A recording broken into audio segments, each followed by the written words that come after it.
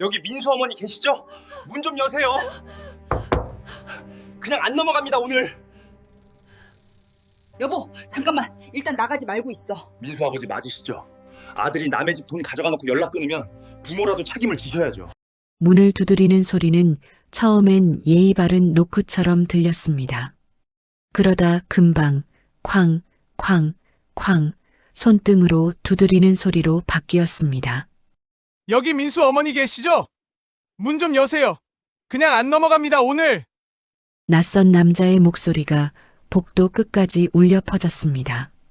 나는 방문 앞에서 한 걸음 떨어진 채 숨만 고르고 서 있었습니다. 옆에서 남편이 떨리는 손으로 제 어깨를 잡았습니다. 여보, 잠깐만 일단 나가지 말고 있어. 나가지 말라고요. 이 집, 이 빚, 이 소문, 이 모든 걸 여기까지 끌고 온 사람이 누구인데? 나는 속으로 중얼거렸습니다. 당신 아들이잖아.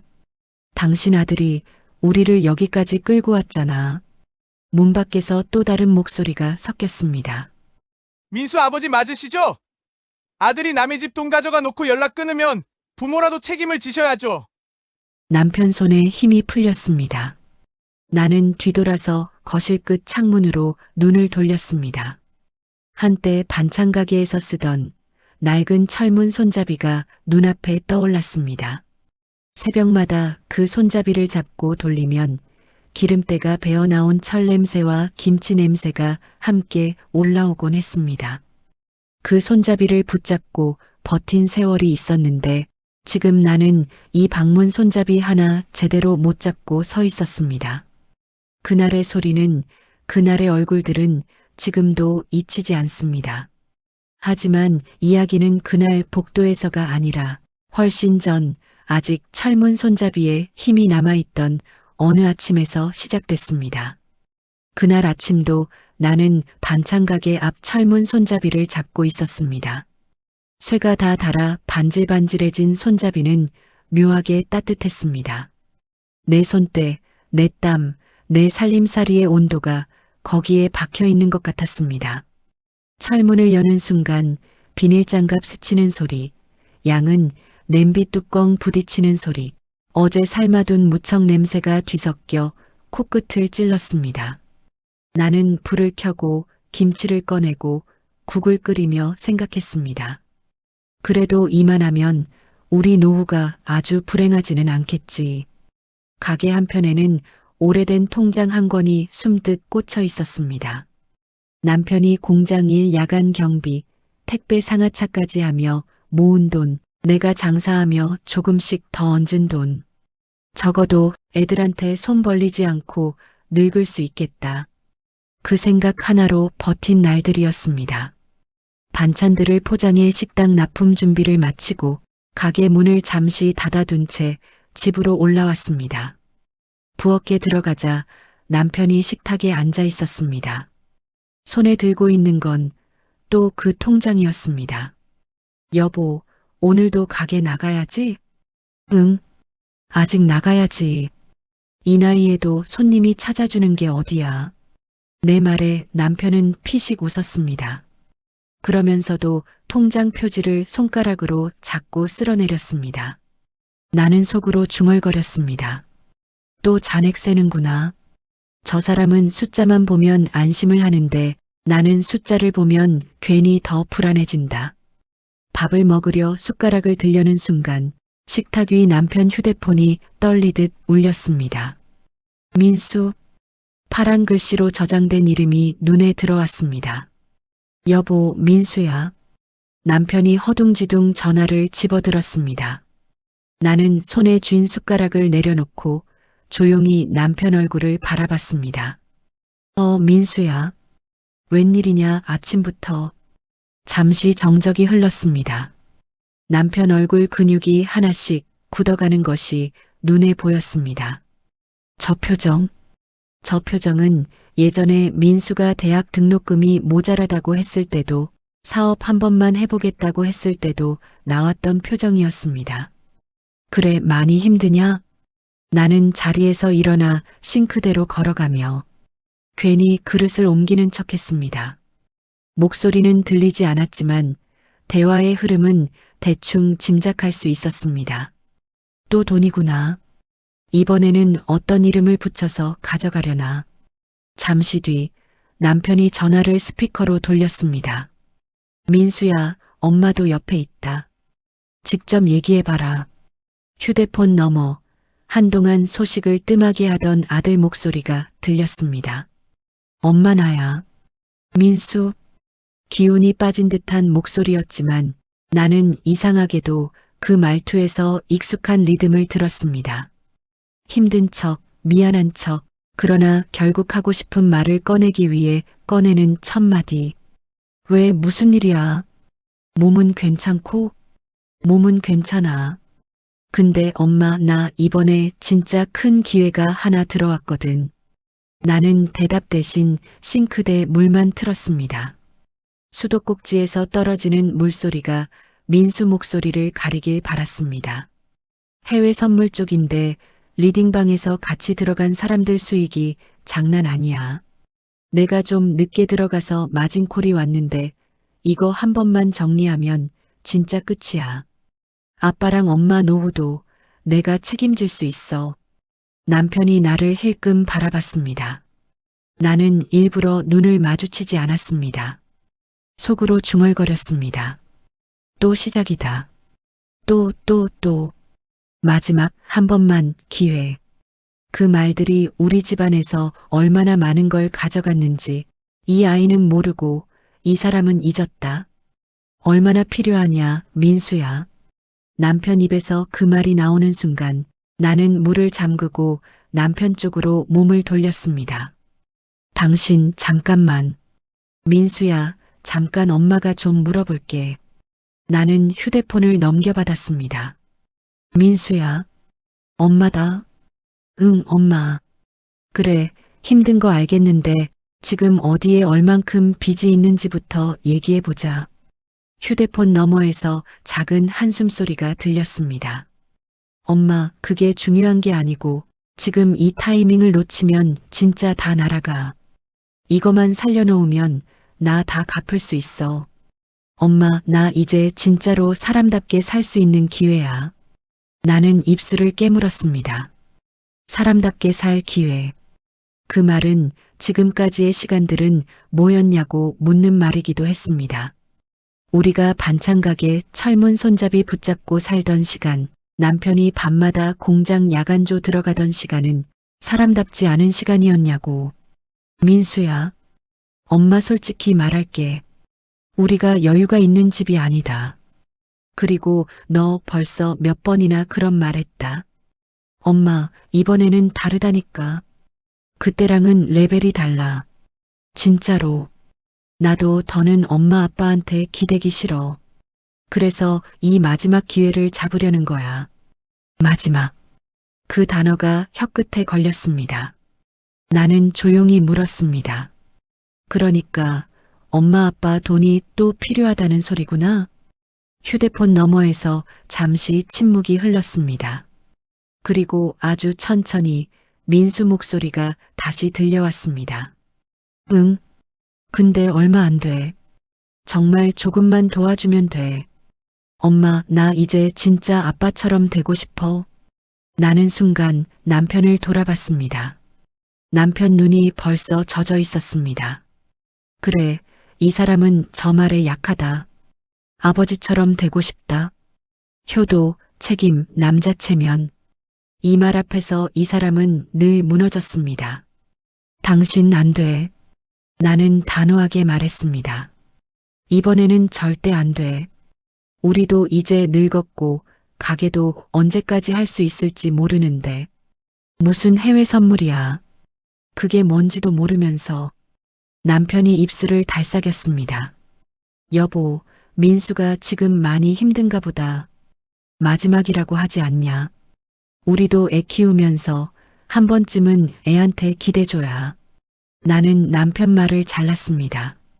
기대는 기대를 견딜 힘이 있는 사람한테 하는 거야. 민수는 이미 몇 번을 놓쳤어. 내 말에 남편 눈빛이 흔들렸습니다. 휴대폰 스피커에서는 아무 소리도 들리지 않았습니다. 민수가 숨을 죽이고 우리 대화를 듣고 있는 게 느껴졌습니다. 나는 다시 휴대폰을 들어 올렸습니다. 민수야, 엄마 말 잘 들어. 이번에는 안 된다. 침묵이 길게 이어졌습니다. 그러다 낮게 깔린 민수 목소리가 들렸습니다. 역시 엄만 나를 못 믿는구나. 그 한마디에 가슴 어디선가 오래된 못 하나가 삐걱 소리를 내며 빠져나가는 것 같았습니다. 나는 속으로 중얼거렸습니다. 그래, 못 믿겠다. 돈을 못 믿는 게 아니라 내가 내 자신을 못 믿는 게 보여서. 하지만 입에서는 다른 말이 나왔습니다. 믿음이 아니라 우리 형편을 얘기하는 거야. 알았어. 그럼 됐어. 아빠랑만 얘기할게. 툭. 통화는 그렇게 끊어졌습니다. 거실에 정적이 흘렀습니다. 남편은 멍하니 휴대폰 화면을 내려다보고 있었고 나는 싱크대 앞에 서서 손을 씻지도 못한 채 서 있었습니다. 그때 내 머릿속에는 이상하게도 반찬가게 철문 손잡이 감촉이 떠올랐습니다. 새벽마다 내가 돌리던 그 손잡이, 잡으면 늘 같은 위치에서 덜컹거리던 느슨한 나사. 그 손잡이처럼 우리 집도 조금씩 헐거워지고 있다는 느낌이 들었습니다. 그날 저녁 반찬 납품을 마치고 돌아와 가게 철문을 닫으려는데 손잡이가 유난히 차갑게 느껴졌습니다. 나는 손잡이를 쥔 채 한참을 서 있었습니다. 문 뒤에는 내가 모은 음식 냄새와 삶이 있고 문 앞에는 어디선가 빚을 들고 찾아올 사람들의 발자국이 이미 가까이 와 있는 것 같았습니다. 그때는 몰랐습니다. 그날 내가 철문 손잡이에서 손을 떼던 순간이 우리 집 노후가 문 밖으로 밀려나가던 첫날이라는 걸. 그리고 며칠 뒤 남편이나 몰래 통장을 들고 집을 나가게 되리라는 것도, 그것이 이 이야기의 그리고 우리 인생의 진짜 시작이었다는 것을 그때 나는 아직 알지 못했습니다. 남편이 통장을 들고 집을 나간 것은 그 다음날 새벽이었습니다. 나는 부엌에서 반찬거리를 손질하고 있다가 방문이 조용히 열리는 소리를 들었습니다. 문틈으로 새어 들어온 찬 공기와 함께 남편의 그림자가 길게 바닥에 드리워졌습니다. 여보, 잠깐 나갔다 올게. 남편은 신발을 구겨 신으며 그렇게 말했습니다. 그 말투, 그 자세, 그 손동작까지 모두 내가 알고 있던 그 패턴이었습니다. 무언가를 감추고 있을 때의 오래된 비겁함 같은 기색. 어디 가는데? 내 질문에 그는 기다렸다는 듯 너무도 자연스럽게 대답했습니다. 은행 좀. 적금 만기된 게 있어서 그거 정리하고 오면 돼. 나는 칼을 내려놓고 남편을 바라봤습니다. 그런 적금은 없었습니다. 그리고 남편은 적금 만기 날짜를 한 번도 기억해 본 적 없는 사람입니다. 당신 민수한테 전화 왔지. 남편이 잠시 멈칫했습니다. 신발 끝으로 현관 바닥을 톡 건드리는 버릇이 나왔습니다. 그 버릇은 언제나 거짓말을 하기 전에 나왔습니다. 여보, 민수가 지금 진짜 마지막이라고 했잖아. 우린 부모니까 그 정도는 해줘야지. 그렇게까지 못하겠어? 못하겠냐고 묻는다. 그 말 한마디에 지난 30년 반찬가게 문을 열며 흘렸던 내 땀과 눈물이 한순간에 종이장처럼 얇아지는 기분이 들었습니다. 당신 그 말 몇 번이나 들었어. 마지막, 마지막, 마지막. 그 말을 믿고 우리가 잃은 게 얼만데. 남편은 피곤한 듯 한숨을 길게 내쉬었습니다. 그러고는 나를 보지 않은 채 말했습니다. 이번엔 다를 수도 있지 않겠나? 아버지가 아들에게 기대 한번 걸어보는 게 뭐가 그렇게 죄냐? 나는 잠시 말문이 막혔습니다. 죄. 이 사람이 지금 느끼는 감정이 고작 그거라니. 너무도 순한 남편이었고 그래서 더 무서운 남편이었습니다. 남편은 통장을 외투 안쪽에 넣고 문을 잡았습니다. 문손잡이가 그의 손에서 삐걱 소리를 냈습니다. 그 작은 소리가 마치 내 심장 어딘가에서 나는 소리처럼 들렸습니다. 여보, 믿어줘. 이건 우리 가정을 위해 하는 결정이야. 나는 그 말에 답을 하지 않았습니다. 대신 남편의 손을 바라보았습니다. 그 손은 몇 년 사이에 유난히 마르고 손등에 핏줄만 붉어져 보였습니다. 그 손으로 우리 아이를 지켜주고 싶다는 남편의 마음도 알았습니다. 그러나 그날따라 그 손이 철문 손잡이를 억지로 비틀어 집안의 마지막 안전장치를 스스로 부러뜨리는 것처럼 보였습니다. 문이 닫히고 현관 센서 등이 천천히 꺼졌습니다. 나는 거실로 돌아와 의자에 앉았습니다. 조용했습니다. 그 조용함 속에서 나는 어떤 결정을 내려야 한다는 것을 본능적으로 알고 있었습니다. 남편을 막지 못한 채 여기까지 온 것도 내 책임일지 모른다. 하지만 이제는 이 집이 어디로 굴러가는지 더는 눈 감아서는 안 된다. 그 생각이 마음속에서 아주 작게 그러나 분명하게 살아 움직였습니다. 혼잣말이 입에서 새어나왔습니다. 안 돼. 이대로 두면 진짜 끝장난다. 나는 남편을 기다렸습니다. 하지만 남편은 오랫동안 돌아오지 않았습니다. 그 시간이 길어질수록 내 심장은 계속해서 아래로 가라앉는 느낌이었습니다. 정오가 훌쩍 넘어가고 저녁 햇살이 벽을 붉게 물들릴 즈음 남편이 들어왔습니다. 외투 주머니가 비어 있었습니다. 남편의 어깨는 한 번도 본 적 없을 만큼 기울어져 있었습니다. 나는 물었습니다. 보냈어? 남편은 잠시 눈을 감고 고개를 끄덕였습니다. 여보, 민수가 이번엔 정말 마지막이라고. 나는 그 말을 듣는 순간 숨이 턱 막혔습니다. 그 문장은 이미 우리 집안을 서서히 침몰시키는 주문 같은 문장이었습니다. 그리고 나는 그때 알았습니다. 오늘 남편이 돌린 문손잡이는 철문이 아니라 우리 인생의 문이라는 것을, 한번 열리고 나면 닫히지 않을 문이라는 것을. 그날 밤 나는 잠을 이루지 못했습니다. 남편이 잠든 뒤에도 손끝에 계속 철문 손잡이의 차가운 쇳결이 남아 있었습니다. 이제 나는 알고 있었습니다. 남편이 오늘 돌린 그 문은 민수가 아니라 우리를 향해 열어버린 문이라는 것을, 그리고 열린 문 너머에서 무엇이 다가오는지는 아직 아무도 모른다는 것을. 아침 해가 부엌 창으로 비스듬히 들어오고 있었습니다. 그 햇살은 늘 따뜻했지만 그날만큼은 유난히 날카롭게 느껴졌습니다. 나는 손등으로 눈가를 훔치며 상을 차렸습니다. 밤새 한숨도 못 잤습니다. 남편이 보낸 돈이 어디로 갔는지, 왜 민수가 또 그 돈을 필요로 했는지, 그 이유가 머릿속을 계속 빙글빙글 돌았습니다. 남편은 식탁에 앉아 조용히 국만 떠먹고 있었습니다. 숟가락 부딪히는 소리가 괜히 크게 들렸습니다. 나는 잠시 숨을 골랐습니다. 남편을 원망하고 싶지 않았습니다. 그저 진실을 알고 싶었습니다. 당신 어제 민수한테 뭘 들었어? 왜 그렇게 서둘렀던 거야? 남편은 숟가락을 입가에서 멈추고 천천히 내려놓았습니다.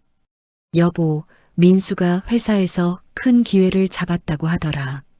이번에 투자금만 마련되면 바로 회복된다고. 너도 알잖아. 민수 말이 틀린 적은. 그 말이 끝나기도 전에 남편의 목소리가 스스로 흔들렸습니다. 틀린 적이 없었다니. 그 말은 몇 년 전까지만 유효한 말이었습니다. 당신은 아직도 그 아이를 믿어? 나는 목소리가 떨렸습니다.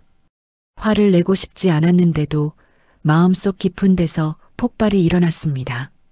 남편은 내 시선을 피하며 말했습니다. 부모가 그 아이 믿지 않으면 누가 믿어주냐? 그 마음 하나로 버텨왔지 않나? 우리, 그래, 맞는 말이었다. 그 마음 하나로 여기까지 왔다. 그리고 바로 그 마음 하나 때문에 우리 집이 점점 바닥 아래로 꺼지고 있었던 것이다. 나는 물끄러미 남편을 바라보다가 결국 결심을 굳혔습니다. 이제 내가 민수를 확인하러 갈 거야. 남편은 놀란 듯 고개를 들었습니다. 뭘 확인하러 간다는 거야? 그 아이 직장도, 그 아이 말하는 투자도 도대체 뭐가 진짜고 뭐가 거짓인지 내 눈으로 봐야겠어.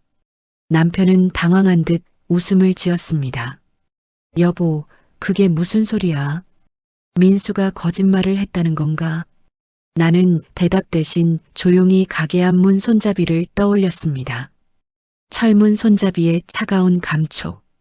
그 문을 붙잡아 수십 년을 버텨온 내 인생. 그 손잡이처럼 단단하려고 노력했지만 이제는 나도 금이 간 기분이었습니다. 당신은 믿지 않아도 돼. 난 내 방식으로 확인할 거니까. 남편은 고개를 절레절레 흔들었습니다. 여보, 그렇게까지 하지 말자. 민수 힘들어. 지금 우리라도 믿어줘야. 그 순간 내 입에서 나온 말은 내 스스로도 놀랄 만큼 단단했습니다. 그 아이 지금 우리를 무너뜨리고 있는 거야. 남편은 입술을 꾹 다물었습니다. 그 말이 사실이라는 것을 남편 자신도 어디선가 알고 있었을 것입니다. 나는 반찬 가게로 향했습니다. 가게 문을 열려고 손잡이를 잡았을 때 차가운 철문은 여전히 그대로였습니다. 그 손잡이는 오래전부터 수많은 비바람을 견뎌왔습니다. 그리고 언젠가부터 우리 가족의 버팀목 같은 존재가 되었습니다. 문을 열고 들어가자 익숙한 김치 냄새와 볶음 반찬 냄새가 코끝을 스쳤습니다. 가게는 늘 그렇듯 조용했습니다. 나는 계산대 앞 의자에 앉아 노트를 펼쳤습니다. 민수에게 보낸 돈의 날짜, 남편이 말을 흐렸던 날들, 민수가 전화를 한 시간대, 모든 것을 하나하나 적기 시작했습니다. 이것은 분노가 아니라 살아남기 위한 몸부림이었습니다. 무슨 일인지 알아내야 한다. 그 아이를 지키는 게 아니라 우리 자신을 지켜야 한다. 나는 그렇게 다짐했습니다. 엄마라는 이름으로 살아왔지만 이제는 누군가의 엄마가 아니라 이 집안을 지켜야 하는 한 사람으로 움직여야 했습니다. 그때였습니다. 문이 벌컥 열렸습니다. 남편이 숨을 헐떡이며 가게 안으로 들어왔습니다. 여보, 큰일 났어. 민수가 또 연락했어. 그 한 문장에 내 심장이 가라앉았습니다. 또 연락, 또 마지막. 나는 천천히 일어났습니다. 남편의 손이 떨리고 있었습니다. 그 순간 나는 깨달았습니다. 이제부터 내가 움직이지 않으면 이 집은 끝장난다는 것을. 그리고 그날 나는 처음으로 민수가 우리에게 남기고 간 그림자를 정면으로 마주할 결심을 했습니다. 문 밖의 바람이 가게 안으로 밀려들어 철문 손잡이를 흔들어댔습니다. 그 소리가 왠지 불길한 예고처럼 들렸습니다. 남편이 가게로 들이닥친 뒤 우리는 둘 다 말없이 가게에 불을 껐습니다. 남편의 손이 떨리고 있었고 나는 그 손을 붙잡아주고 싶었지만 왠지 모르게 그 손이 낯설게 느껴졌습니다. 마치 우리 가정을 지탱해주던 손이 아니라 서서히 무너뜨리고 있는 손처럼. 민수가 결혼 생활도 힘들었다고 하더라. 남편이 조용히 입을 열었습니다. 나는 걸음을 멈췄습니다. 그 말은 처음 듣는 이야기였습니다. 결혼 생활? 남편은 입술을 굳게 닫더니 마지못해 뒷말을 이어갔습니다. 아내랑도 많이 다투고 그쪽에서도 돈을 빌렸다고 하더라. 그 집안에서도 많이 힘들어했대. 그러니까 이번만 좀. 나는 즉시 그의 말을 잘랐습니다.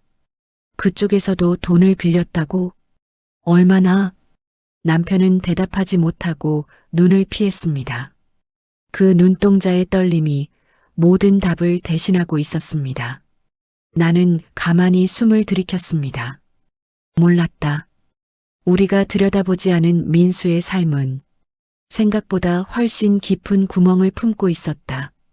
그때였습니다. 가게 바깥에서 누군가 문을 두드렸습니다. 철문 손잡이가 미세하게 흔들렸습니다. 낯빛이 굳어가는 남편을 뒤로하고 내가 문을 열었습니다. 문 앞에는 낯선 여자가 서 있었습니다. 민수의 전 아내였습니다. 얼굴은 야위었고 눈은 오래 울어부은 흔적이 남아 있었습니다. 그녀는 가게 안으로 들어오기도 전에 말했습니다. 어머니 혹시 민수한테 또 돈 보내셨어요? 그 한 문장이 모든 방어막을 동시에 깨뜨렸습니다. 또라니, 그게 무슨 말이니? 내 목소리는 떨리고 있었습니다. 전 아내는 주먹을 꼭 쥔 채 말을 이었습니다. 민수 저한테도, 제 부모님께도, 친구들한테도 수백만 원에서 수천만 원씩 돈을 빌리고 다녔어요. 사업한다는 핑계로 투자라며 심지어 결혼 비용까지도 빚으로 막으려고 했고요. 남편이 흠칫하며 말을 끼어들었습니다. 그건 아버지가 알기로는 회사가 힘들어서. 전 아내는 단호하게 고개를 저었습니다. 아버님, 회사 힘든 게 아니에요.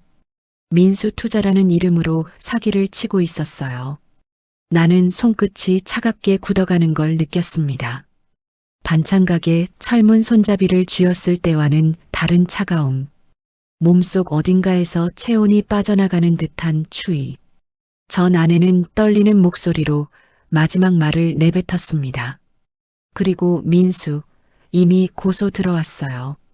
제 지인들 중에도 피해자가 있어요. 민수는 지금 사람들 돈을 돌려막다가 더 이상 막을 수 없게 돼서 부모님께 손 벌린 거예요. 나는 숨을 삼켰습니다. 몸이 앞으로 기울어지는 느낌. 무너지기 직전의 기둥처럼. 그래서 떠난 거예요. 저한테도 이혼 도장만 남기고 어디로 갔는지 아무도 몰라요. 남편은 그 자리에 서서 아무 말도 하지 못했습니다. 그의 눈은 멍해져 있었고 무언가가 천천히 소리 없이 무너져 내리고 있었습니다. 나는 가까스로 입을 열었습니다. 너도 피해자였구나. 전 아내는 고개를 끄덕였습니다. 그 고개 끄덕임이 우리의 인생을 한 번 더 바닥 깊숙이 밀어넣는 듯 했습니다. 그녀가 돌아서 나가려던 순간 나는 숨을 몰아쉬며 마지막으로 물었습니다. 민수 혹시 어디에 연락 온 적 있니? 너나 너희 부모님께. 전 아내는 잠시 침묵하다가 고개를 저었습니다. 없어요. 민수는 자신이 어떤 상황을 만들었는지 감당할 생각 자체가 없어요. 가게 문이 닫히는 소리가 어둡고 둔탁하게 울렸습니다. 남편은 그 문소리가 울리는 동안 계속 바닥만 바라보고 있었습니다.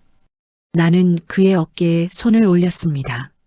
하지만 남편은 내 손을 잡지 못하고 그저 중얼거렸습니다. 내가 잘못한 건가?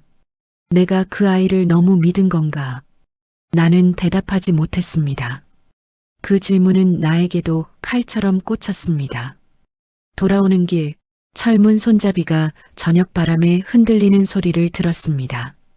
그 찌르르한 쇳소리는 마치 오래전부터 우리에게 경고해 오던 진실 같았습니다. 그리고 나는 깨달았습니다. 이 싸움의 상대는 민수 하나가 아니라는 것을, 민수가 만들어낸 거짓과 빚과 잘못들이 이미 우리 둘의 어깨 위에 덤불처럼 엉겨붙기 시작했다는 것을, 그리고 그 엉킨 매듭은 이제부터 더 깊은 지옥으로 우리를 끌고 갈 것이라는 것을.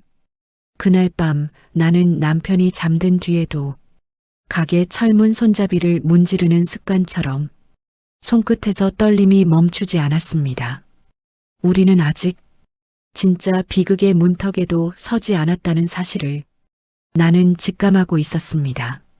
새벽 바람이 가게 간판을 살짝 흔들고 있었습니다. 나는 반찬 가게 문을 열며 철문 손잡이를 붙잡았습니다. 그 차가운 쇳결이 손바닥에 닿는 순간 마치 내 안에 어떤 균형도 함께 무너져 내리는 것 같았습니다. 전날 전 아내에게 들은 이야기들이 머릿속에서 쉴 새 없이 맴돌았습니다. 사기, 고소, 피해자들, 그리고 민수가 남긴 빈자리. 나는 가게 불을 켜지 않았습니다. 어둠 속에서 오래된 철문 손잡이를 바라보고 있자니 여태껏 내가 지켜온 것들이 한 겹씩 벗겨지는 기분이 들었습니다. 그때였습니다. 내 휴대폰이 짧게 진동했습니다. 은행 앱 알림이었습니다. 출금 200만 원 처리되었습니다. 나는 순간 손에서 휴대폰을 떨어뜨릴 뻔했습니다. 속이 매섭게 뒤틀렸습니다. 이 시간에 이 금액이? 곧이어 또 하나의 알림이 울렸습니다. 출금 500만 원 처리되었습니다. 나는 주저앉을 뻔했습니다. 숨이 가빠져 말도 나오지 않았습니다. 남편이 또, 아니면 민수가? 나는 떨리는 손으로 전화를 걸었습니다. 남편 번호로. 하지만 받지 않았습니다. 5번, 6번 계속 걸었지만 남편의 휴대폰은 끝내 침묵했습니다. 가슴속에서 어떤 소리가 크게 쿵 하고 울렸습니다. 지금 이 순간에도 돈은 빠져나가고 있고 누군가는 우리 집 통장을 손바닥 위에 올려놓고 마음대로 흔들고 있다는 뜻이었습니다. 나는 즉시 은행으로 달려갔습니다. 은행 문이 열리기를 기다리는 동안 내 손은 철문 손잡이를 쥔 채 있는 듯 떨리고 있었습니다. 문이 열리자마자 번호표를 뽑고 상담석으로 갔습니다. 최근 일주일간 출금 내역 전부 보여주세요. 전부요. 한 건도 빠짐없이. 직원은 잠시 당황한 눈으로 나를 쳐다보았습니다. 하지만 곧 모니터를 돌려 보여주었습니다. 출금 300만 원, 출금 100만 원, 출금 200만 원, 출금 500만 원, 출금 70만 원, 출금 90만 원, 출금, 출금, 출금. 스크롤을 내릴수록 숫자들이 내 목을 죄었습니다.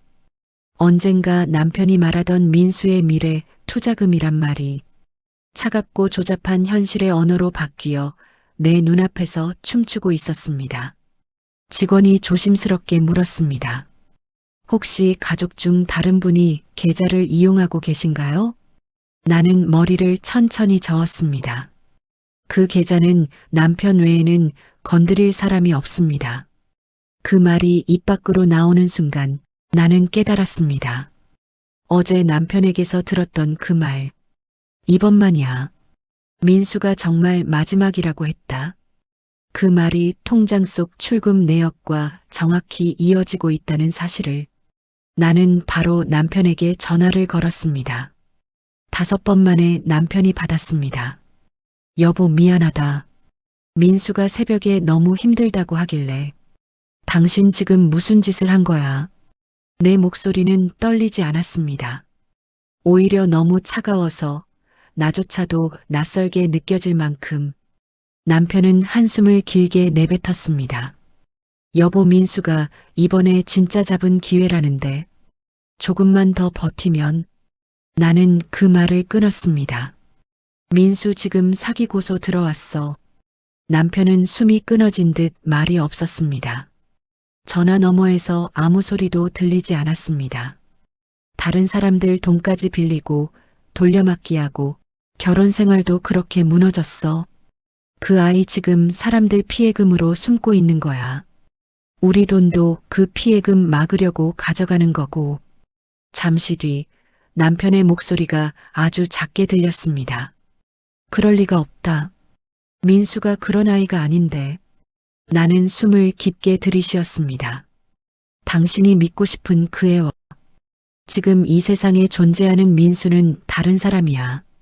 남편은 그 말을 듣는 순간 무너지는 소리를 냈습니다. 아주 미세한 신음이었지만 그 소리 하나가 30년 넘게 그 아이를 업어 키운 아버지의 모든 무게를 말해주고 있었습니다. 나는 천천히 말했습니다. 이제부터 내가 움직일 거야. 당신은 더 이상 통장 건드리면 안 돼. 남편은 아무 말도 하지 못했습니다. 대신 아주 작게 떨리는 숨소리만 들렸습니다. 은행 문을 나왔을 때 나는 가게 철문 손잡이가 떠올랐습니다. 그 손잡이는 내가 아플 때도, 가난할 때도, 가족이 흔들릴 때도 단단히 자리를 지키고 있었는데 우리 집안의 누군가는 그 손잡이처럼 버티지 못하고 문을 너무 쉽게 열어젖혀 버렸다는 생각이 들었습니다. 저녁이 되자 남편은 고개를 숙인 채 가게로 들어왔습니다. 그의 손등은 파랗게 질려 있었습니다. 나는 말했습니다. 민수한테 직접 가볼 거야. 그 아이가 무슨 일을 저지른 건지, 어디까지 엮여 있는지 내 눈으로 확인하러 갈 거야. 남편은 얼굴을 들지 못했습니다. 여보, 그러다 상처만 더. 상처는 이미 다 받았어. 나는 조용히 말했습니다. 이제 우리가 어디까지 떨어지는지 확인하는 일만 남았다는 것을 나는 알고 있었습니다. 그리고 그날 밤 우리 삶의 마지막 균열이 조용히 그러나 확실하게 벌어지고 있었습니다. 민수를 찾아 나선 그날 나는 평생 느껴보지 못한 종류의 공기를 마셨습니다. 차갑고 축축하고 설명할 수 없이 무거운 공기였습니다. 사람들이 흘끗 나를 쳐다보고 어떤 이는 수군거렸습니다. 우리 동네에 이미 소문이 퍼지고 있다는 것을 그때 깨달았습니다. 나는 민수가 다닌다는 사무실 주소로 향했습니다. 건물 앞에 도착했을 때 이미 불길한 예감이 가슴을 짓누르고 있었습니다. 문 앞에는 임대문이라고 적힌 종이가 붙어 있었고 실내는 텅 비어 있었습니다. 한 남자가 옆에서 낮은 목소리로 말했습니다. 그 회사요? 사기였어요. 전부 도망갔다고 하던데. 나는 그의 얼굴을 바라보았습니다. 그 역시 피해자였습니다. 팔뚝에는 떨린 흔적이 남아 있었고 그는 입술을 깨물며 말을 이어갔습니다. 거기 직원들도 한 명 빼고 전부 자취를 감췄죠. 업무용 전화? 다 꺼졌어요. 민수라는 사람 아시는 분인가요? 나는 대답을 할 수 없었습니다. 입술이 떨어지지 않았습니다. 대답하는 순간 우리 아들이 사기꾼이다라는 사실을 내 입으로 인정하게 될 것 같았습니다. 혹시 그 사람도 도망갔나요? 그는 고개를 천천히 끄덕였습니다. 예. 새벽 비행기로 나갔답니다. 피해자들이 공항까지 갔는데 이미 출국 심사 끝났다고 하더군요. 나는 그 말을 듣는 순간 몸 안에 있던 마지막 힘이 스르르 빠져나가는 것 같았습니다. 민수가 정말로 떠났다.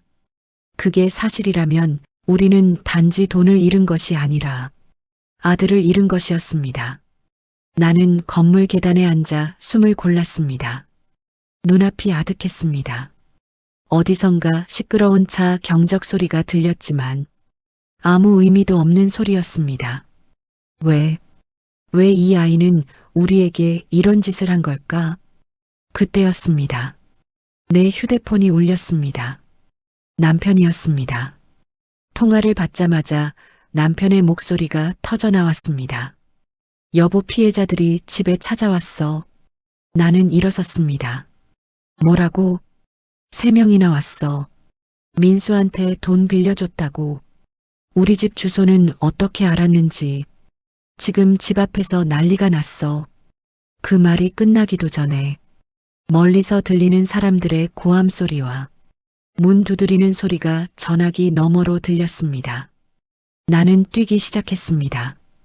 어디에 있는지도 모르고 내 발이 어디로 향하는지도 모르고 그저 집이라는 방향만 바라보고 뛰었습니다.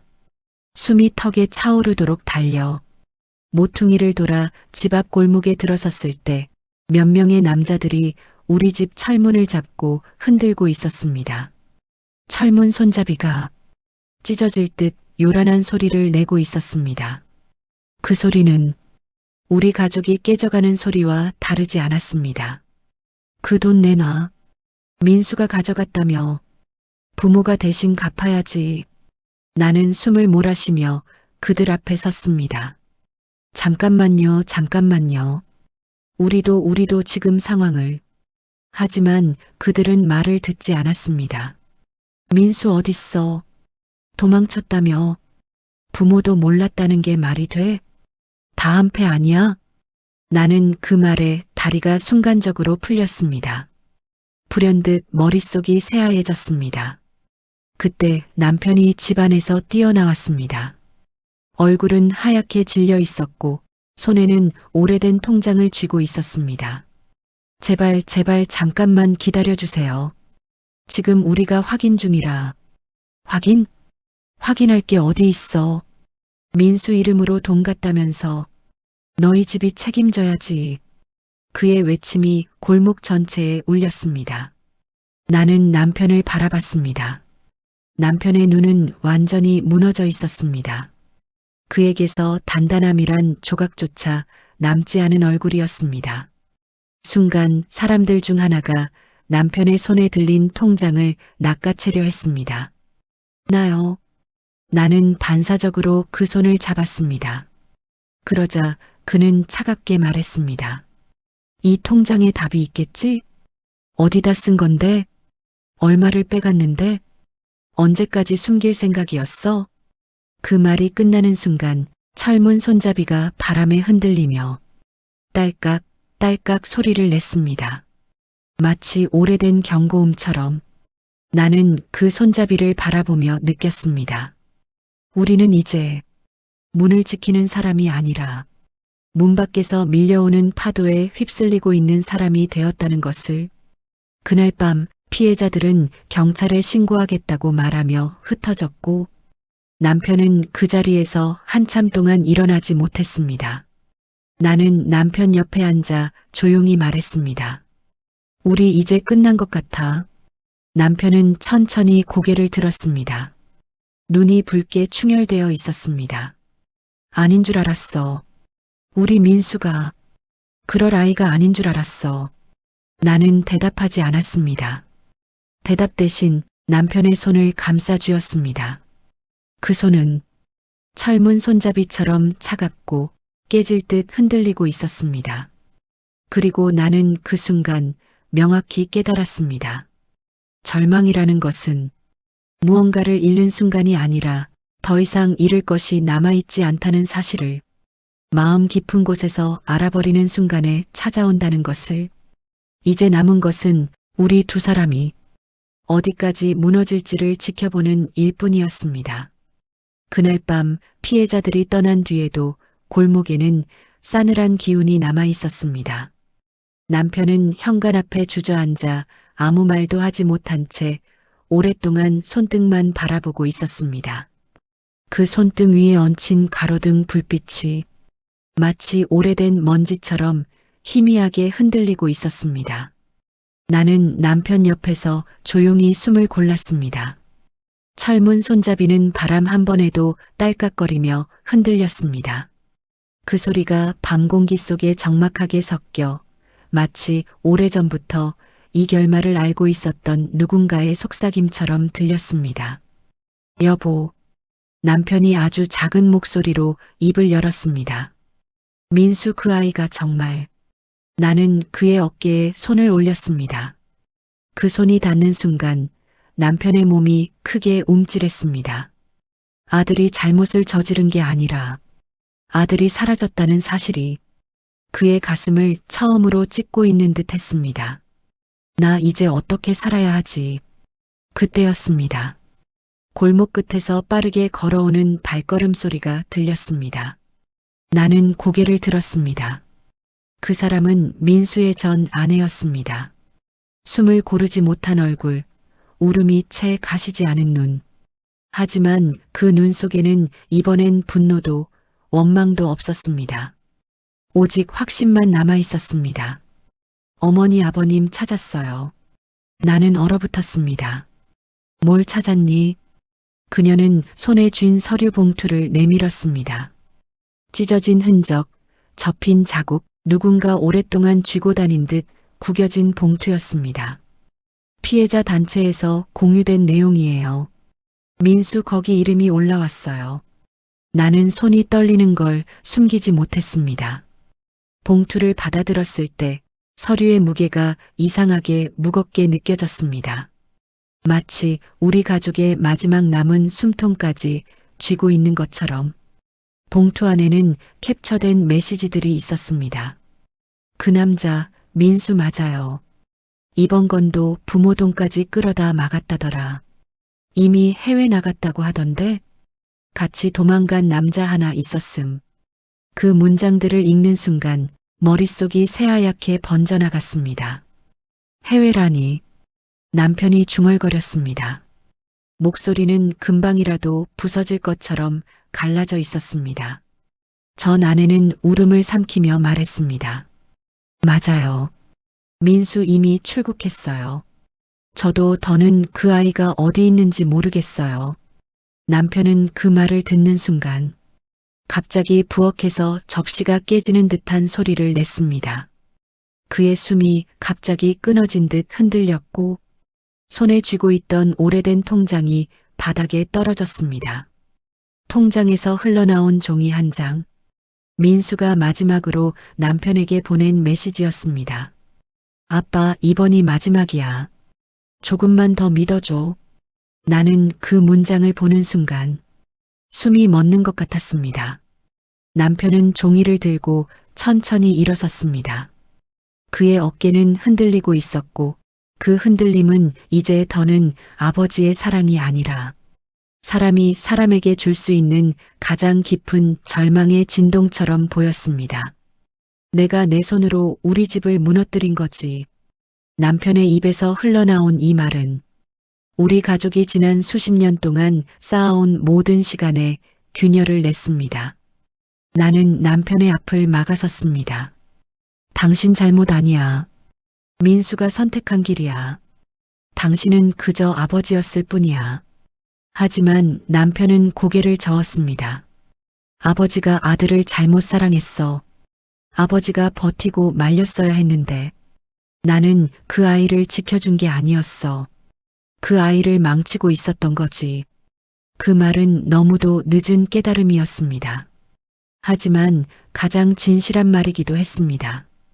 그때 전 아내가 조용히 우리 곁으로 다가왔습니다. 저 할 말 있어요.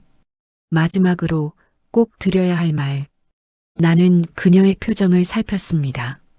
그 눈빛은 이미 모든 것을 잃은 사람의 깊은 음영이 깔려 있었습니다. 민수 저한테도 말했어요. 나만 믿어달라고. 이건 미래를 위한 투자라고. 근데 나중에 알았어요. 나는 숨을 삼켰습니다. 그녀는 울음을 참고 말했습니다. 그 아이 처음부터 갚을 생각이 없었어요. 그냥 돈이 필요했을 뿐이었어요. 남편의 몸이 그대로 무너져 바닥에 주저앉았습니다. 나는 그 옆에 앉아 남편의 등을 감싸 안았습니다. 그 등은 마치 오래된 철문처럼 살짝만 힘을 주어도 찌걱거릴 만큼 약해져 있었습니다. 철문 손잡이가 바람에 울었습니다. 그 소리는 우리 가족 모두에게 남은 희망의 마지막 끈이 끊어지고 있다는 걸 알려주는 듯 했습니다. 여보, 남편이 낮게 중얼거렸습니다. 우리 진짜 아들을 잃었구나. 나는 대답하지 못했습니다. 대답하려는 순간 내 심장 어딘가에서도 딱 하고 뭔가가 끊어지는 소리가 들렸기 때문이었습니다. 그날 밤 나는 철문 손잡이를 붙잡고 한참 동안 서 있었습니다. 문은 닫혀 있었지만 우리는 이미 집 밖 세상으로 내던져진 사람들이었습니다. 그리고 나는 알고 있었습니다. 이 문을 지키는 일은 이제 더는 가족을 구하는 일이 아니라 우리가 얼마나 무너졌는지를 견딜 준비를 하는 일이라는 것을. 절정은 이곳에서 끝나지 않았습니다. 우리는 이제 마지막 챕터로 향하고 있었습니다. 집을 떠나기 전날 나는 반창각에 철문 앞에 서 있었습니다. 문을 닫기 위해 손잡이를 잡았을 때 그 차갑고 묵직한 쇳결이 손바닥 깊이 파고들었습니다. 그 손잡이는 30년 가까운 세월 동안 내가 버틸 수 있었던 이유였고 가족을 먹여 살린 유일한 뿌리였습니다. 하지만 그날만큼은 그 손잡이가 유난히 낯설게 느껴졌습니다. 마치 나에게 이제 내려놓아도 된다고 조용히 말하는 것처럼 나는 가게 안을 한 번 더 바라봤습니다. 오랜 세월 함께한 반찬통, 늘 같은 자리에 있던 냉장고, 사람들의 웃음과 눈물이 함께 배어있던 계산대. 그 모든 것이 이제 우리 것이 아니었습니다. 뒤에서 남편이 조용히 말을 건넸습니다. 여보, 이 문도, 이 손잡이도 참 오래 버텼네. 나는 고개를 끄덕였습니다. 그래, 우리보다 더 버텼지. 남편은 말없이 고개를 떨구었습니다. 그의 눈가에는 붉은 기운이 어렸습니다. 아들이 떠난 빈자리, 남편 스스로에게 남은 죄책감, 그리고 우리가 이뤄놓은 모든 것들이 하루아침에 무너진 현실. 나는 남편의 손을 잡았습니다. 그 손은 처음 볼 때처럼 따뜻하지 않았습니다. 지친 사람의 체온이 느껴졌습니다. 여보, 이제 우리 둘이야. 민수는 더 이상 우리가 붙잡을 수 있는 아이가 아니야. 남편은 천천히 고개를 들어 나를 바라봤습니다. 그 아이, 그래도 살아는 있겠지. 그 말은 희망이라기보다 버릇처럼 남은 아버지의 기도 같았습니다. 나는 그 기도를 부정하지 않았습니다. 부정하는 순간 남편의 마지막 힘마저 꺼져버린 것 같았기 때문입니다. 집을 비우는 동안 피해자들로부터의 독촉장, 연체고지서, 정전된 전등 스위치, 꺼진 가스레인지까지 모든 것이 우리에게 가난이 아니라 절망을 알려주고 있었습니다. 짐을 싸서 나오던 날 나는 철문 손잡이를 마지막으로 쥐었습니다. 손잡이는 차갑게 식어 있었지만 이상하게 그 차가움이 마음을 안정시켜 주었습니다.